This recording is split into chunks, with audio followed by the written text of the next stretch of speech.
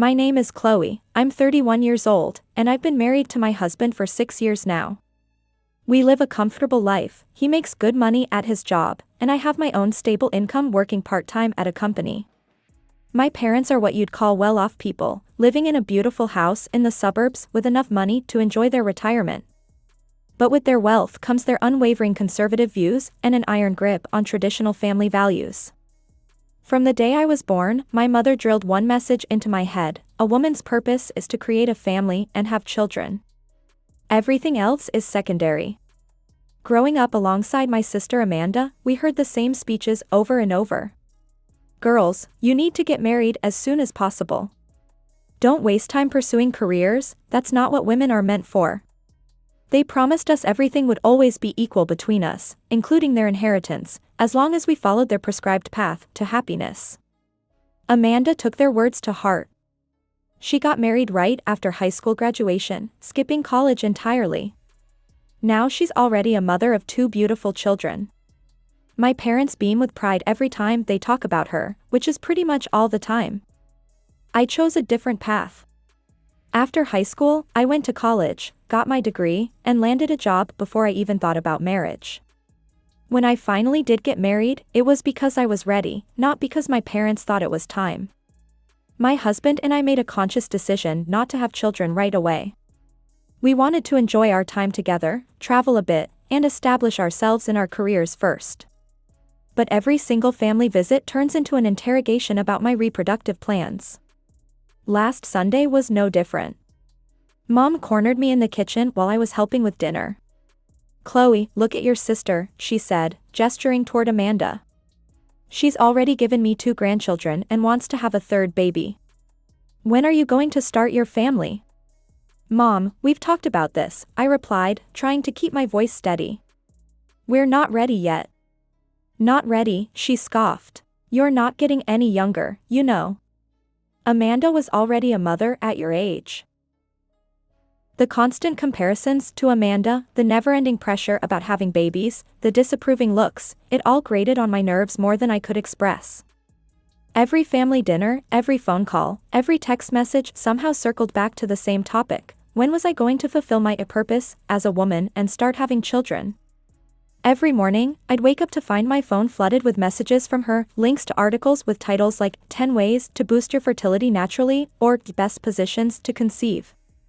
She'd forward information about reproductive clinics, complete with doctor recommendations and success rates.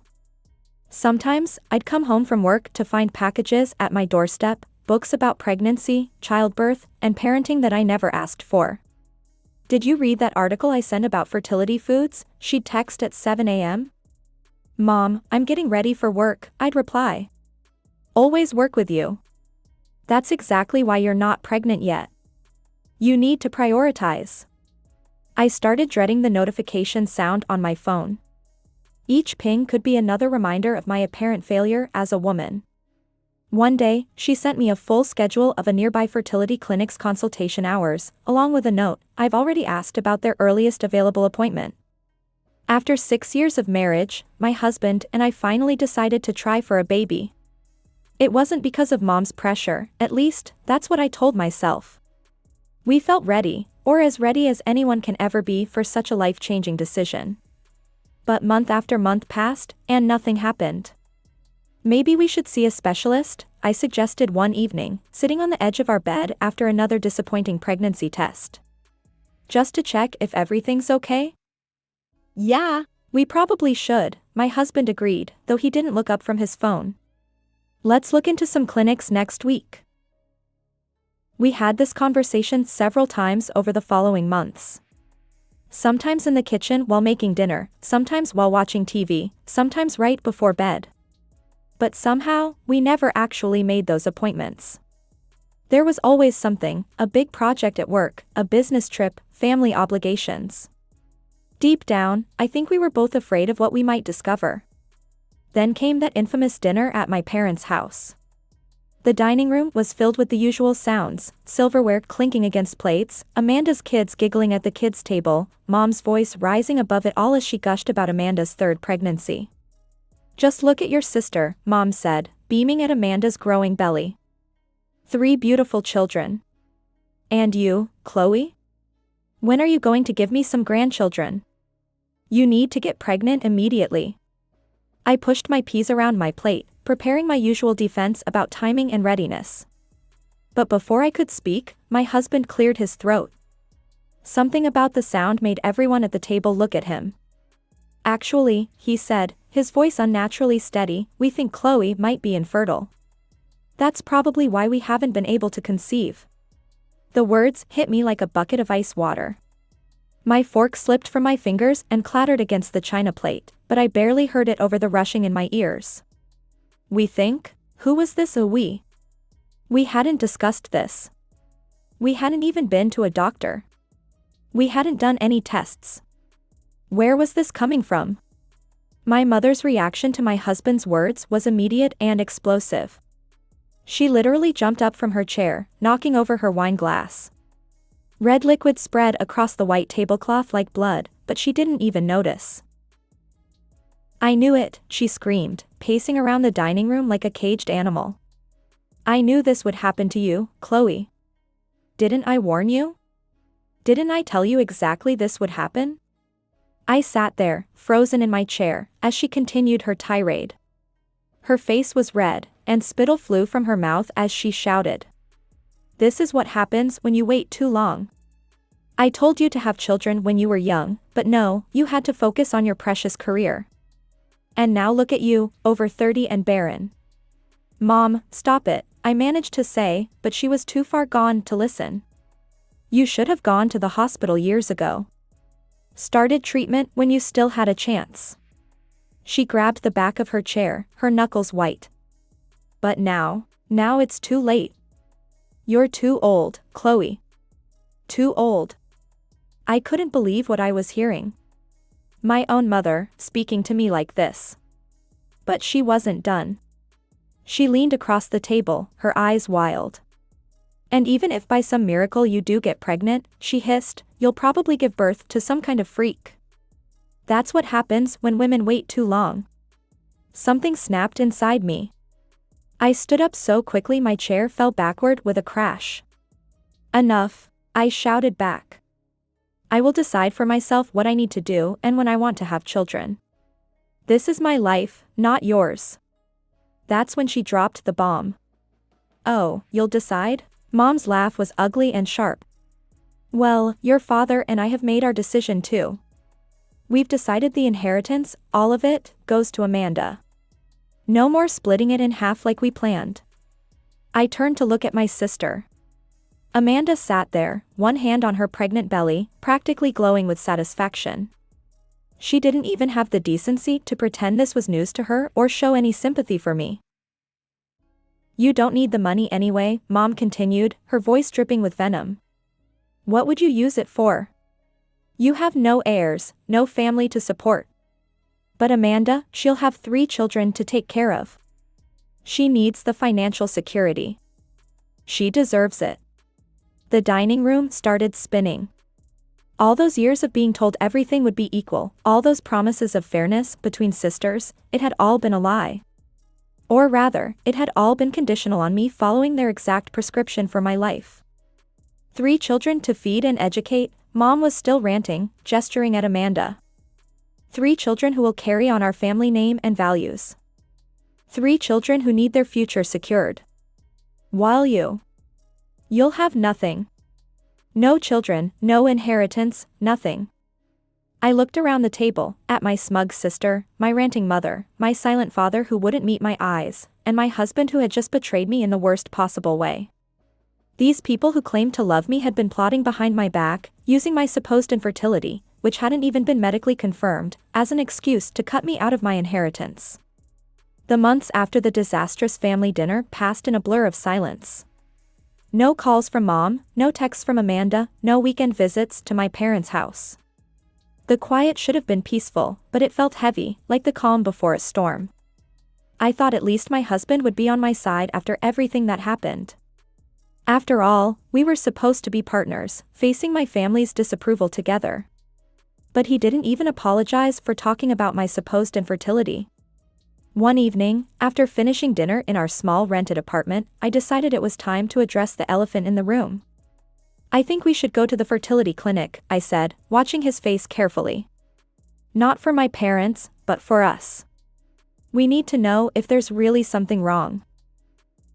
He put down his fork and stared at his plate for what felt like an eternity. When he finally looked up, I didn't recognize the coldness in his eyes. I don't want to get tested, he said flatly.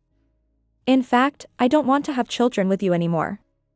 The words hit me like a physical blow. What? You're probably infertile. He spoke matter-of-factly, as if discussing the weather. And I'm sure the problem isn't with me. I felt like I was drowning. How can you say that? We haven't even been tested. You have no idea if. Look around you, Chloe, he interrupted, gesturing at our modest apartment. Even if by some miracle you could have a baby, where would we raise it? In this tiny rental? We were supposed to have your inheritance to buy a house, to give our children a proper home. But now? He laughed bitterly. Now we have nothing. The pieces suddenly clicked into place. All those years of patiently attending family dinners, of tolerating my mother's criticism, of agreeing to wait to have children, it had never been about supporting my choices. He'd been waiting for the inheritance, counting on my parents' money to build our future. So that's what this was all about? My voice sounded strange in my own ears. The inheritance? Then why did you tell them that I was infertile? He stood up, pushing his chair back with a screech against the floor. I'm tired of all of this, Chloe. The drama with your family, the pressure about babies, the uncertainty. I'm just tired. I'm leaving. Just like that, in our small kitchen with dirty dishes still on the table, my husband of 6 years announced he was walking out on our marriage. Not because of love lost or growing apart, but because my parents' money was no longer part of the equation.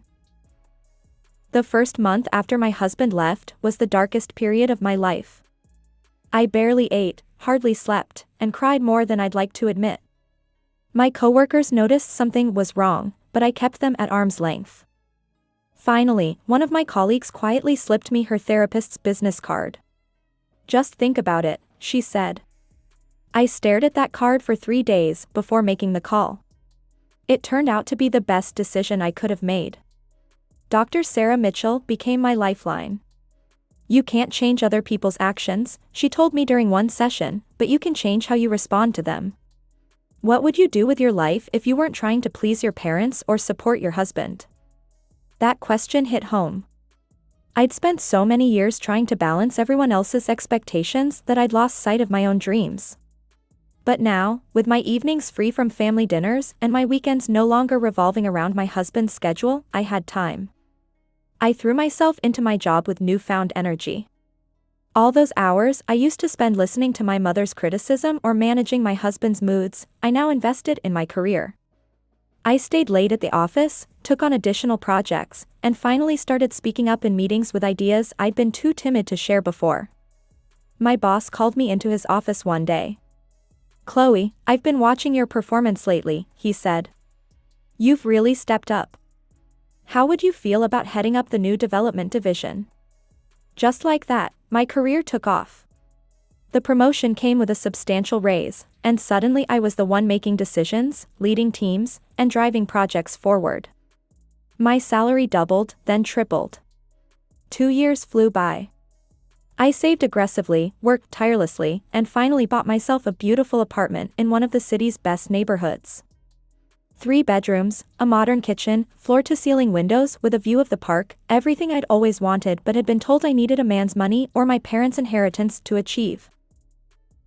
I was in my new home office, reviewing quarterly reports, when my phone rang.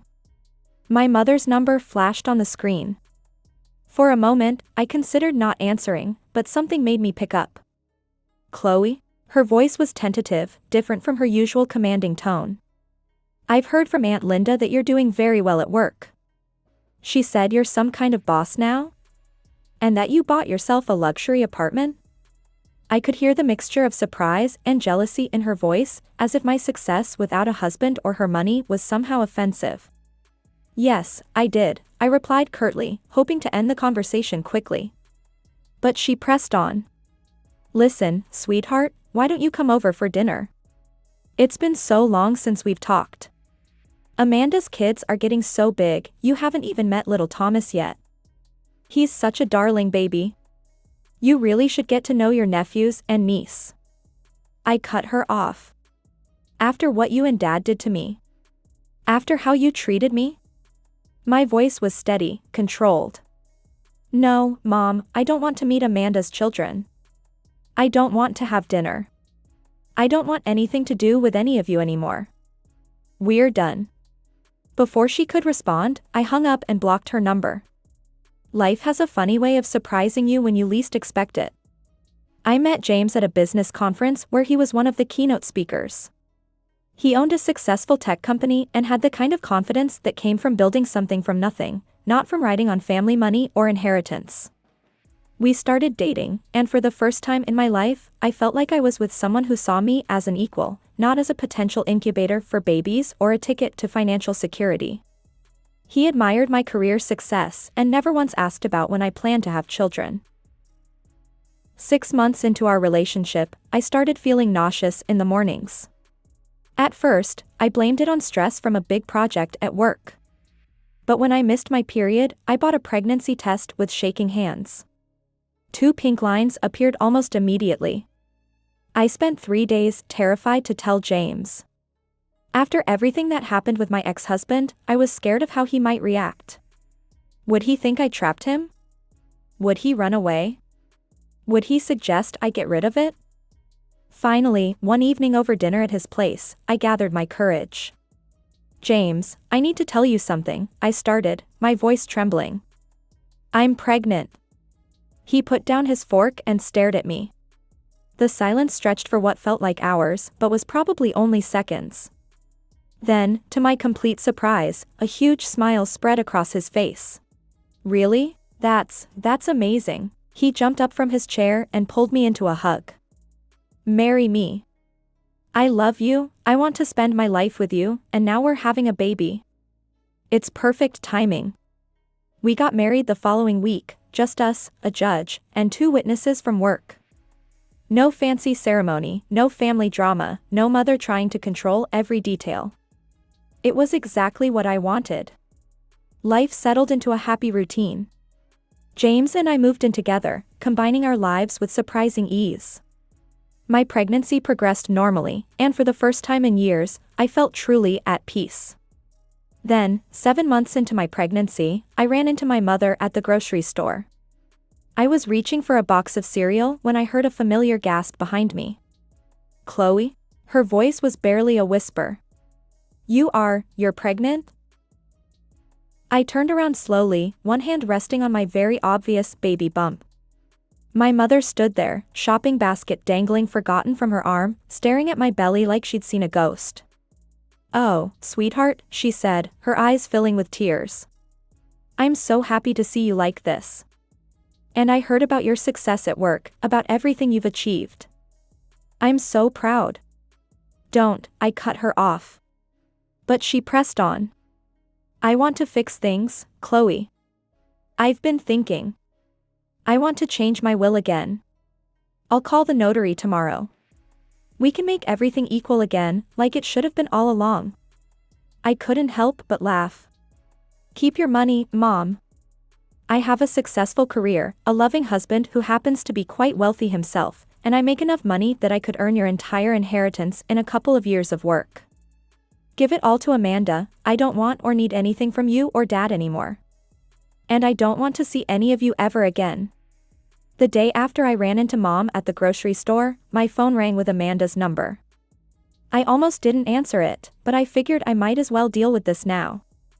How dare you? Amanda's voice was thick with tears. How dare you try to take my money?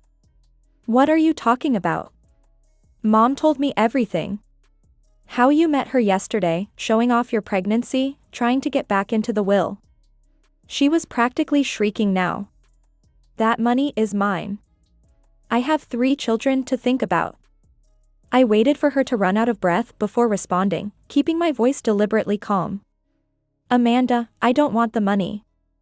I literally told Mom to give it all to you. Liar. You're just jealous because I have 3 children, Anne. Listen carefully, I interrupted. I don't want anything from you, from Mom, or from Dad. I have my own money, my own life. I just want all of you to leave me alone and forget about me. But apparently, that was too much to ask.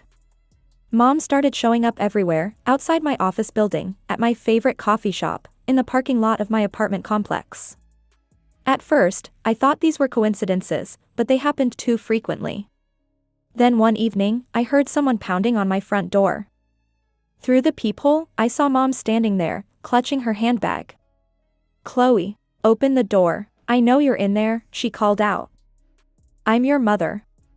You can't shut me out. I have a right to be part of my grandson's life."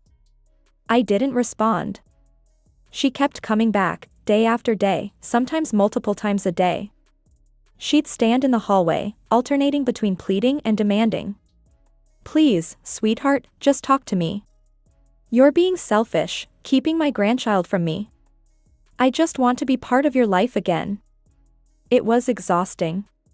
My blood pressure started rising, not good for the baby, and I was constantly on edge. The final straw came when she somehow got my private email address and started bombing my inbox with messages. I finally opened the door one day when she was in the middle of another of her surprise visits. "This stops now," I said firmly. "If you don't leave me alone, I'm calling the police and filing for harassment." "You wouldn't dare," she gasped. "I'm your mother. Try me. And you know what else? I know how much you care about what the family thinks of you. How do you think Aunt Linda and Uncle George would react if they knew the full story? If they knew how you and Dad treated me? How you used my supposed infertility to cut me out of the inheritance?" Mom's face went pale. Her precious reputation in the family was everything to her. That finally got through to her. She took a step back, clutching her designer handbag like a shield. Life has a strange way of working out sometimes. Here I am, 9 months pregnant, sitting in the nursery we've just finished decorating, and feeling more at peace than I ever have in my life. James and I chose a gentle yellow for the walls, and the afternoon sun streaming through the windows makes the whole room glow like honey. It's funny how different life can be when you're with the right person. James's mother, Linda, calls me almost every day to check on me and share advice about pregnancy and motherhood.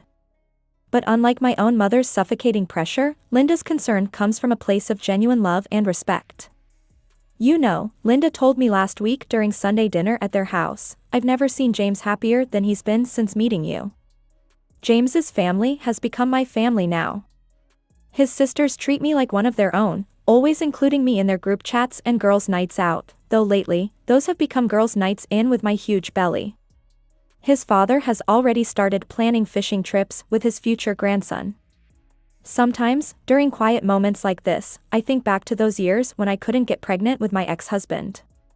All that pressure from my parents, all those accusations about my fertility, all that stress and anxiety. I'm convinced now that was the real reason. How could my body have been ready to create new life when I was constantly under siege? The irony doesn't escape me. My mother's desperate push for grandchildren might have been exactly what prevented me from having them. Now that I'm away from all that toxic pressure, living life on my own terms, pregnancy happened naturally and easily. Last week, I was going through some old boxes and found a stack of those fertility books my mother used to leave on my doorstep. I threw them straight into the recycling bin. My new life doesn't have room for those painful reminders. Instead, our house is filled with happy preparations for the baby. James built the crib himself, even though we could have easily bought one. "I want our son to have something made with love," he said. His sister helped me organize the closet full of tiny clothes, and his mother gave us the beautiful rocking chair that all her children were nursed in. "Have you thought about what you'll do if your parents try to contact you after the baby is born?" James asked me once. "They're not part of our lives," I replied simply. "This baby already has all the grandparents he needs with your mom and dad. And I mean it. The peace I've found in this new life, with my loving husband, my successful career, my supportive in-laws, is worth more than any inheritance or family obligation." Sometimes building your own happiness means leaving behind the people who try to define it for you. Now, as I sit here in this sunny nursery, feeling my baby move inside me, I know I made the right choice. The path to this moment wasn't easy, but it led me exactly where I needed to be. In just a few weeks, I'll become a mother myself, and I already know what kind of parent I want to be, the kind that supports, not suffocates, that loves unconditionally, not transactionally, that celebrates their child's choices instead of trying to control them.